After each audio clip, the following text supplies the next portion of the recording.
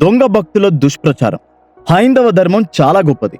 యుగ యుగాలుగా ఎన్ని విదేశీ దురాక్రమణలకి లోనైనా తట్టుకుని పోరాడి హైందవ మతాన్ని కాపాడుకుంది. దైవభక్తి, దైవ శక్తితో పాటు భక్తుల కథలు ఎన్నో వివిధ కళారూపాల్లో ఓ తరం నుంచి మరో తరానికి అందించడం వల్లే హైందవ ధర్మం నిలబడింది.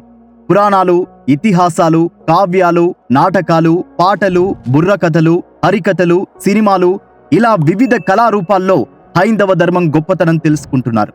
అయితే దురదృష్టం ఏంటంటే హిందువుల రూపంలోనే హైందవ భక్తి విశ్వాసాల పట్ల విషం కక్కే ఆషాఢభూతులు ఎక్కువ అవుతున్నారు. భాగవతులం అంటారు, దైవ సేవలో తరించిపోతామంటారు, కానీ సినిమాల మీద నీచమైన కామెంట్లు చేస్తారు. సినిమా రిలీజ్ కాకుండానే, టీజర్ కూడా చూడకుండానే దారుణంగా విషం చిమ్ముతూ ఉంటారు.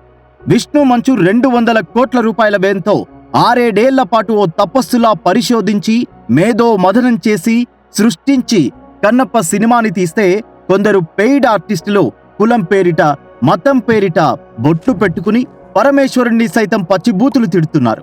హైందవ ధర్మం గొప్పతనం, చరిత్ర ఈ తరానికి తెలియజేయకూడదని వాళ్ళ ఉద్దేశమా?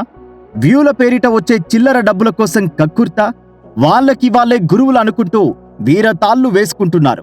అంతకు మునుపు వచ్చిన కన్నప్ప సినిమాల్లో బ్రాహ్మణ పూజారులని దొంగగా, జూదరిగా, మోసగాడిగా, కామ పిశాచిగా, వేశ్య దాసుడిగా చూపిస్తే అది వాస్తవం, అదే చరిత్ర.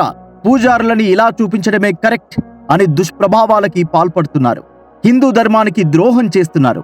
సామాన్య ప్రేక్షకులతో పాటు హిందూ మతాభిమానులు ఈ దుష్ప్రచారాన్ని నిశితంగా గమనిస్తున్నారు.